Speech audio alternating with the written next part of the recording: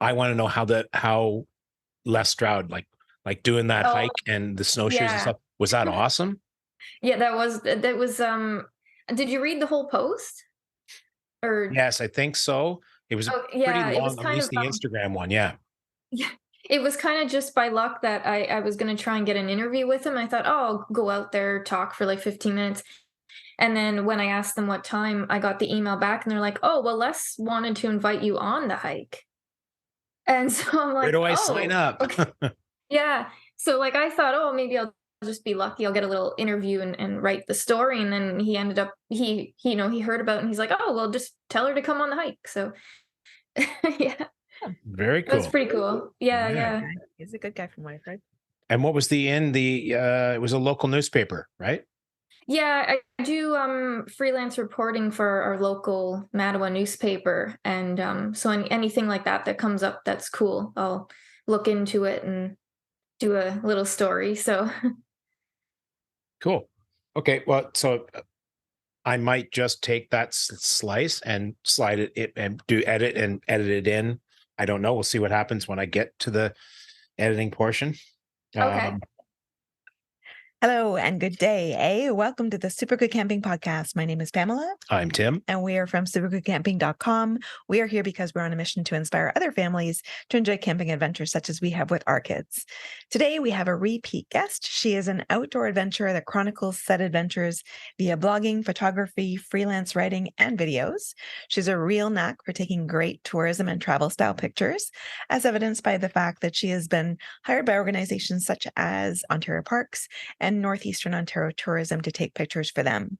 She has written articles, blog posts, and taken pictures for many travel and tourism organizations, including Ontario Parks and Explore magazine. She is also currently on the board of directors of the Discovery Routes Trails organization. Most importantly, she loves to be outside as often as she can be. Please welcome back Josie Dinsmore. Hey, hi, Josie. Hi everyone. Hi. Thanks for coming back. Thanks for coming and having another yak with us. Thanks for having me back. You bet. I guess it wasn't a terrible experience the first time. No, no. So last time I got sidetracked with a few things, including the bike camping stuff, because I don't know, that's cool. It's something I haven't done. I thought that was pretty Yeah. amazing. Today, ideally, because you are such an amazing photographer, I'd love to talk about nothing but photography. Let's start with how did you get into it? What's your Um, origin story in photography? it's I guess very long ago. When I was a kid, basically. Just my parents got me and my brother cameras at a young age, so we could go and take our own pictures. And yeah, probably I don't know, maybe I was around 7 or 8 ish at the time, maybe a little older. And yeah, so just started taking pictures, and it kind of just developed. There's a photography joke there. Yeah. It developed from there. Yeah, so like I remember one of the first real times I remember taking photos was actually during a school trip. We went to the Bruce Trail and we hiked a section, and I remember taking pictures of my friends, along the trail or the school bus, just kind of random things. And yeah, so it kind of just continued from there when I was younger, when I was a kid and into early teens. Um, because my family did a lot of traveling, and as we talked about last time, spent a lot of time outdoors. Naturally, the camera would come along with me. It was, just part of the package, and so yeah, I'd be taking pictures of kind of documenting everything I'd see along the way. And then in my teens, I got so that was film cameras when we were still at a film. So you couldn't take too many pictures because it's expensive to develop. And It took then when I forever to got get into them my back too. yeah, yeah. And then when I got into my teens, I got my first digital camera, and so that was the next kind of big step. As soon as you have a digital camera, you can take as many pictures as you want, and you can really start to experiment more and start to learn. So yeah, I had a little point and shoot. I used that camera so much, I wore it right out. Had to buy a new one. And then yeah, so then from there, Facebook came along and I started posting photos, oh, I went to this place. And that's when I started to get people commenting like, "Oh, I really like your pictures," and, "Oh, where did you take this?" And I thought, "Oh, that's kind of cool. Like people actually like the pictures I'm taking because before, like the only people who saw my pictures were like my family members. There was nowhere to publicly, post photos. So then, yeah, that might have encouraged me to try a little bit more to take better pictures and to get out more. And then I got a DSLR. And of course, as soon as you get one of those, that's a whole nother step. Yeah, and then a few years after that, I decided to start a public Facebook page to see what, not just my friends and family, what the public would think of my photography. And yeah, so I did that and got on social media, started to get different opportunities come out of it. And yeah, so it was just kind of a long, slow progression. And it's been fun. Did you ever do any formal training as far as photography? No, I'm completely self-taught, just, experimenting with the camera, reading books, watching videos online. Still learning every day. Every time you take out your camera, you're like, "Oh, okay, maybe if I do this, that'll work a little better." And yeah, so no, I've never gone to school for it or taken any like proper course. Just kind of winging it as I go along. That's the best way. And it, Yeah. and it seems to be working well. So good, Yeah. good on you. Cool. So dandy, that gets you to there. How did it so no, I'm not. I was going to get into technical questions. I'm not because you start talking about f-stops and people will be like, "Oh, I'm going to go have a nap." Um, okay, you do things like you do your own photography, your own blogs, uh, Mhm. so stories with pictures. You do what's the right term, commissions. You are so you do things for the local newspaper. You do things for Ontario Parks, other tourism things. How did that come about, and like how cool is that? It is very cool, actually. I have a little story I'll tell after about the Ontario Parks thing. Cool. But yeah, basically, when I went on social media is such a great thing for artists, like or photographers, or because you can get your work out to such a wide audience. Whereas, years ago, you'd take a picture, you'd print it, you'd hang it in a store somewhere, and how many people are going to see it? Um, so that's the great thing about social media. So yeah, people started to see my work. One of the very first things that I had, well, this was, I don't know if this was like within the year after I started the Facebook page, was I had I guess they were a business that would source photos for Northeastern Ontario tourism, and they reached out to me and they said, "Oh, we like your photos. We're interested in purchasing some, and then we're interested in some photos of a local canoe race. Would you be able to go out to that and take some?" So that was pretty cool that they, were interested in that. And I talked to them. We worked together, and then I ended up selling them a collection of photos and attending the canoe race and taking some.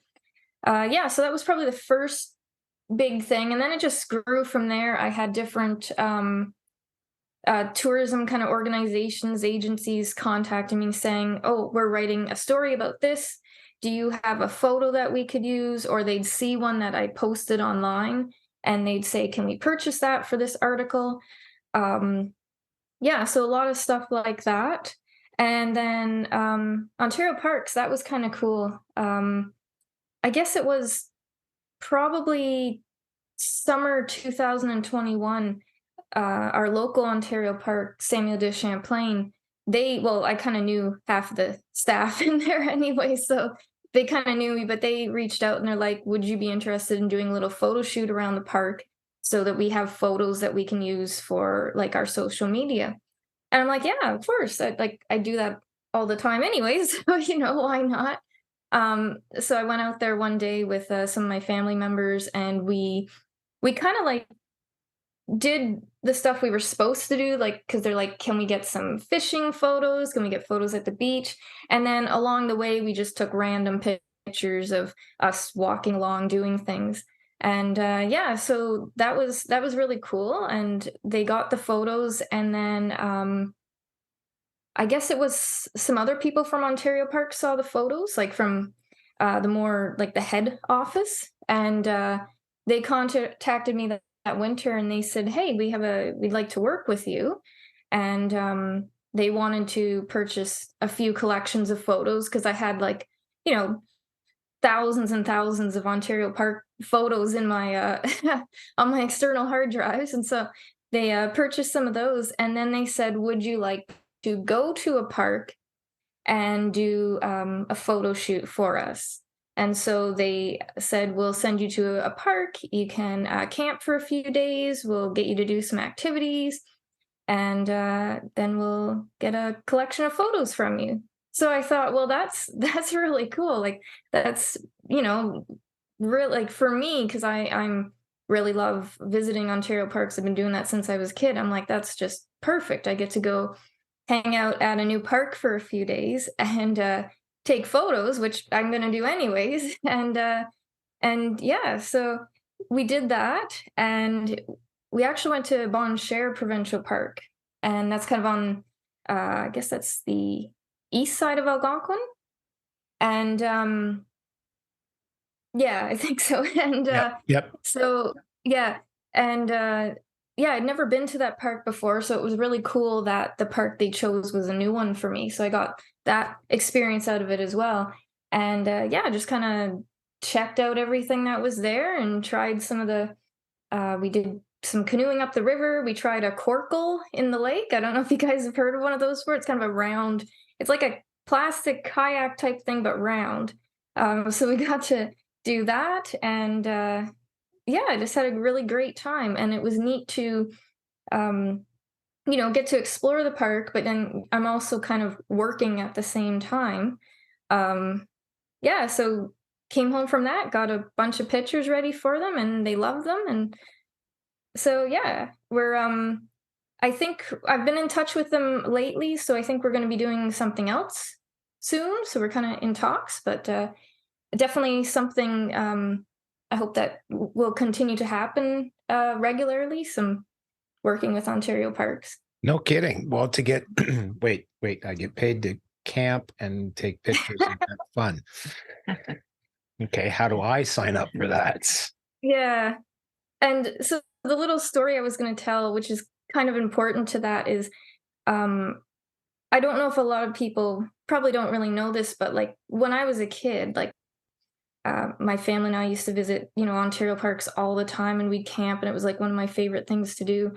And back then, we didn't really go on the internet a whole lot. Internet was kind of just starting, but you'd pick up your little travel books, and you flip through them and look at the pictures. And I always liked looking at the pictures from the parks, and I'd cut them out and hang them up. And then as I got a little older and I got to, taking photos a bit more, I'm like, oh, that'd be really cool if someday some of my photos were in here.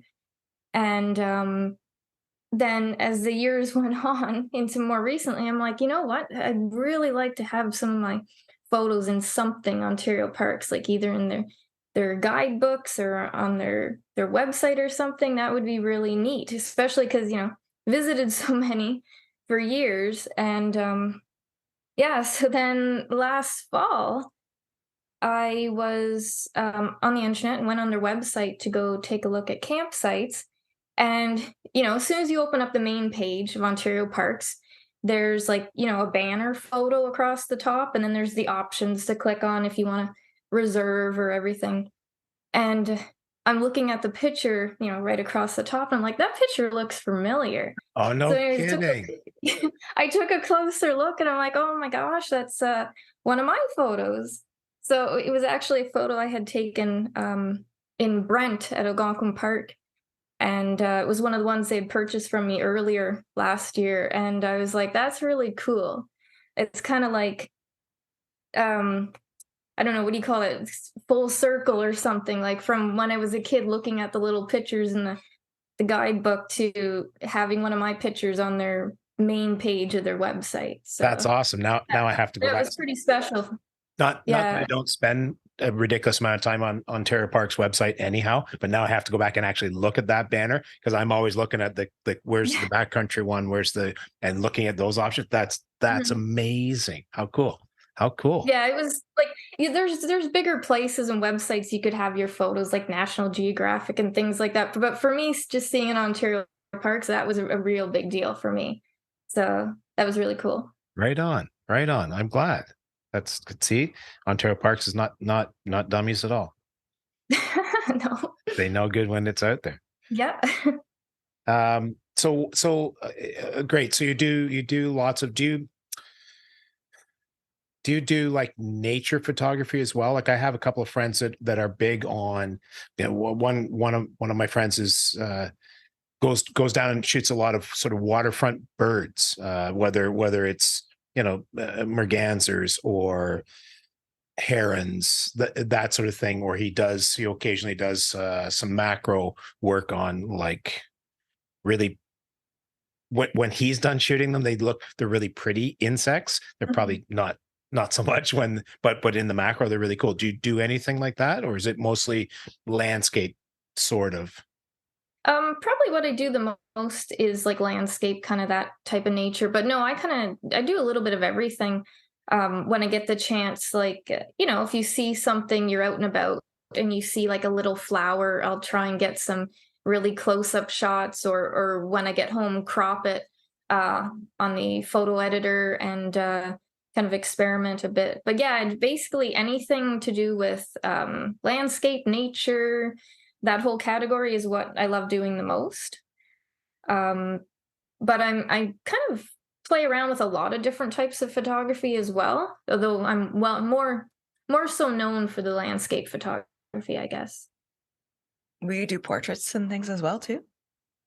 A little bit, mostly family and friends. It's kind of something that like kind of just regular family photos or weddings and stuff that kind of doesn't interest me a whole lot.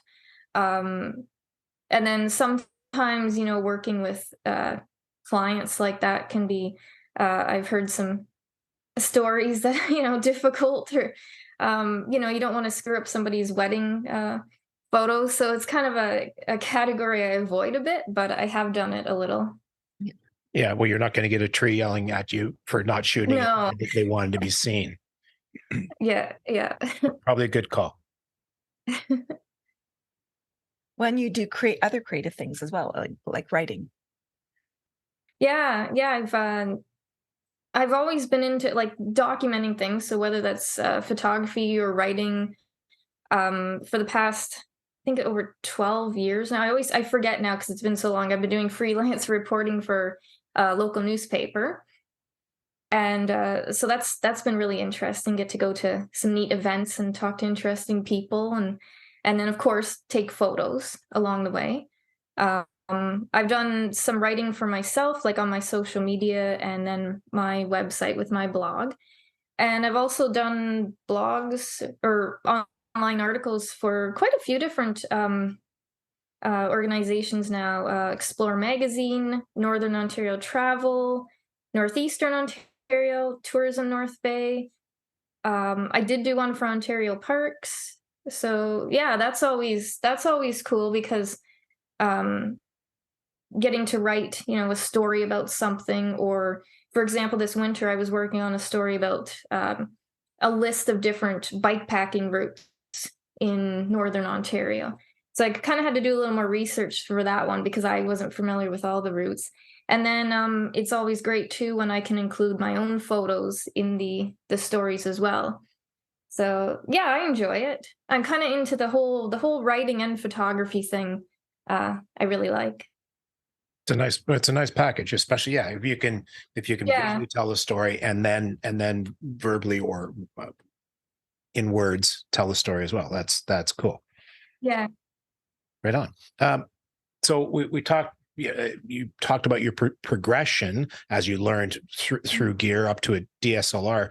What's what kind of gear do you use now, and how? Like, I speaking for myself, I have different camera packages that I take depending on what it is that what activity we're getting into. I take a that's not true.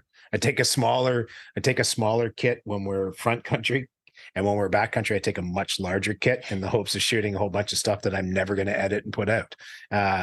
What do you, how does that work for you? What do you change it? Do you take the same gear all the time, depending on regardless of what you're doing, or how does that work for you? I guess not by choice. I've made it really easy for myself in the fact that I don't really have the budget to go buy a bunch of camera equipment, so I just use the little that I have for all the same stuff.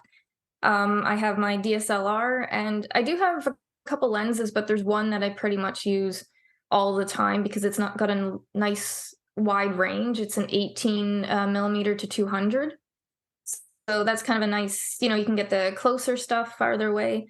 Um, I have a tripod, although I avoid bringing it because I hate using it.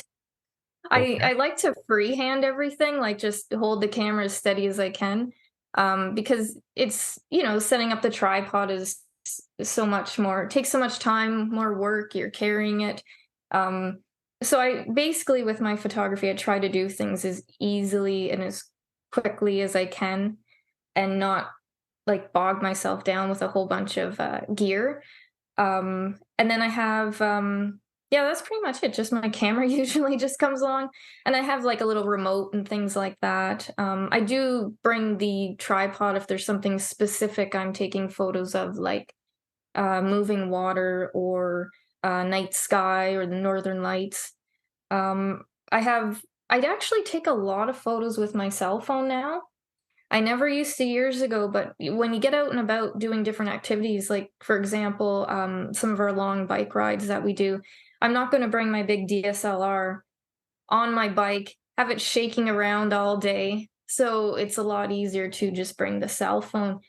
But nowadays, like the quality of the photos that cell phones take, you can take really good photos. So if you don't have your DSLR, um, then that's the best thing is your phone. And then I have a GoPros as well, and I've experimented a little bit with the photography on them. That's something I want to do a little bit more because they can actually do some pretty cool things as well. Because they're not just for video; they have all the photo settings too. So yeah, I'm pretty simple. I would really like to upgrade some of my gear. My camera is almost 12 years old now. Yeah. And so I'm kind of looking at some of the new mirrorless cameras look really nice, and then it not just something new, but the technology too has changed so much. So that always helps. Um, like I kind of believe I'm more into the way of thinking that the best camera is the one that you have kind of deal. Just use what you have, do the best you can with it. But definitely, like if you can upgrade your camera to something better, it is going to help a little bit in you know some of the details, like the quality of the photos, or how well you can take night shots, how fast it'll take the shots. So yeah, that's maybe in the next year or two I'll be able to get a new camera. That would be nice. Well, they're not cheap, that's for sure. But you're right. No, Like no. CMOS chips and all that sort of jazz. That's why phones are as awesome as they are now, because they've made Mhm. the technology has increased so much. Honestly, other than the fact that, well, there are very few that actually have a like optical zoom, or sorry, Mhm. yeah, no, optical zoom, as opposed to a digital zoom. That's stunning. That blows my mind that they have a lens that Mhm. moves inside of the body of a phone. The downfall to the other ones is that it's only digital, but they still take, there's so Yeah. much information there. Like they're fantastic. And they put good lenses in that are itty bitty. Like Yeah. That blows my skull. I've had situations too where actually, like, I've had both items on me, the DSLR and the phone, and the phone has worked out in certain situations better, depending on your lighting or the angle or whatever. Sometimes I'll switch in between both, or I'll take photos of the same thing with both the camera and the phone to see, go home after and take a look and see which one was able to do a better job. I have a photo in one of my calendars for this year of a old fire tower, and the only way I was able to get that shot, I couldn't get it with my DSLR because I couldn't get low enough down to get the wide shot. So I took the phone. I was basically able to almost lay it right down on the ground, and yeah, because you can't stick a camera into the ground, but the phone you can set there. So yeah, I do go back and forth between them sometimes. And years ago, I was like dead against using phones for photos. I thought, oh, you're not supposed to do that. Use your real camera. But I think now it's a handy tool. Everybody's got one, and there's all the pro settings on them too. So you can you don't have to just take the picture. You can kind of play around a little bit and adjust the settings as you would with a camera set to manual. So yeah, it's a good tool to have. So Yeah, well, and it's easy. You just pull it out of your pocket, right? Like yeah, yeah. you're not lugging stuff around. You're not having to go through all kinds of. It's already ready to go. Click. Boom. Mhm. Um, cool. So you mentioned lighting. I'm curious. Do you ever lug any form of lighting with you, or do you just make adjustments in camera for the lighting that exists?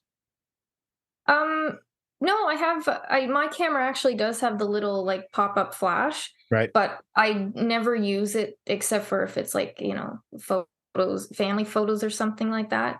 Um, no, I just basically try to like I use a lot of manual settings mostly, so I'll try to just adjust things the best that I can, and if something's turned out a little bright or a little dark, I'll make those corrections editing it after. In post, like in Photoshop or Yeah. whatever. Right. Cool. Okay, so there was this story because I've seen it before, but I don't know the whole deal. Tell me about, because we like stories. Tell me about Canoe Guy. So it's a long story, but I'll try and keep it as short as I can. Um, so I think it was 2014. I was at Samuel de Champlain Provincial Park, and it was in the fall, and there was we're down at the boat launch area, and there's a dock and everything, and there was this really kind of cool sunset, kind of like you didn't see the sun, but you saw like the clouds turning pink and purple. And so I'm down there taking photos. There's really nice reflections on the lake. And then this guy in a bright yellow canoe starts paddling across the lake. And so if you're a person like me, as soon as you see someone in a canoe in the water, you're like, oh gosh, got to get a picture of this, because those are always some of the nicest shots. And so he kind of hung around for a bit. He was going back and forth. He was fishing. And I got a lot of great shots. I posted them on Facebook. Everybody loved them. I kind of nicknamed them the canoe guy photos because I didn't know who he was, and they ended up with those names. So yeah, and then I guess it was about 4 years later, I was at the park again, and um, it was Thanksgiving, so it was the day before the park closed. There wasn't a lot of people there. We're down at the beach and just about to leave, and I look across and there's this bright yellow canoe coming across the lake. I'm like, oh, I got to take some pictures. It's going to look nice with the fall leaves behind. And so took a bunch of pictures, and then we were trying to go back up to our vehicle. It was starting to get dark, and I kind of, skimming through on on my camera, and I'm like, oh, wait a second, that guy looks familiar. So I brought out my phone, went on Facebook, scrolled through to the canoe guy photos. I'm like, oh my gosh, that's the canoe guy. And this is like 4 years later. And so I'm like, I gotta find this guy. I have to go hunt this guy down in the campground and show him these photos that I took of him 4 years ago. So luckily at that time of year there's very few people in Champlain Park, like just a handful of people camping there on the last night. And so we drove around the campsites, and there's this trailer and a truck and this bright yellow canoe. I'm like, oh, great, there he is.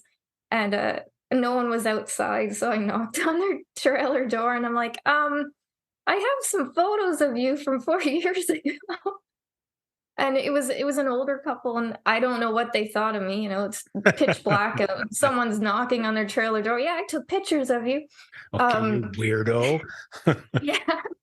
But I had to, I couldn't just leave there. I had to say something. So anyway, so we had a nice conversation with them, and I showed them the photos, and I showed them the photos I had taken that day. And I ended up sending them all the photos by email later.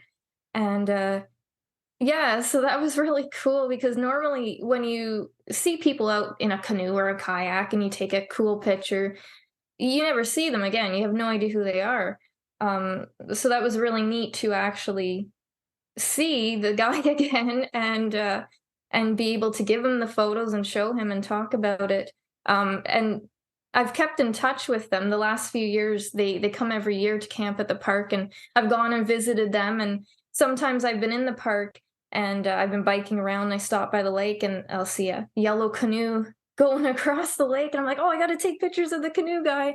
And I think it was last year or the year before, I got a really, really nice sunset photo of him, nice silhouette. Probably one of my favorite photos I've taken. But yeah, and I always send them the photos at the end of the season, and I call him the canoe guy because we keep in touch. And so if I send his wife an email, I'll be like, oh, hi, and the canoe guy. So yeah, it's kind of neat too because of I find with the photography too, sometimes people will um, talk to you or they'll ask you questions while you're taking photos somewhere, and you get to meet some interesting people. I've met quite a few people that way. But yeah, so it was really neat to come across him again, canoeing across the lake, and then to get to know them and give them the photos. That's So cool. That's a yeah, yeah, that's excellent. That's very very that 4 years later, that would be just like what yeah. how surreal That's it what I mean. is. I wasn't leaving that park that night until I tracked him down because I had to go see him. That's Yeah. excellent. That's a great story, and I mean, what a wonderful thing for if I was canoe guy just out fishing and stuff, and then somebody popped by and said, "I got these really cool shots of you." It's like, what? Oh, that's Yeah. awesome! How cool, Yeah, right? actually, I think it was 2 years ago. I went to visit them one night, and he was telling the story about this big catfish that he caught, but he decided to release it. And his wife and his friend were there, and they're like, oh, yeah, yeah, right. And so I'm like, well, I was taking pictures of them this afternoon. I'm going to look through my pictures and see. And sure enough, I don't know how this happened. I had taken a picture right when he had caught that fish. And there's a picture I took. It was kind of blurry because it was so far away. But you see this big thing hanging from the end of his fishing pole. And I'm like, oh, look, look. So he did catch it. Photographic evidence. So I'm hiding around the lake taking pictures of this guy, but not purposely. It's just as soon as I see him, I'm like, oh, I got to take pictures. So it's kind of turned into a thing, but it's fun. So That's cool, and yeah, neat to be able to post a story like that, like bits and pieces Yeah. over time.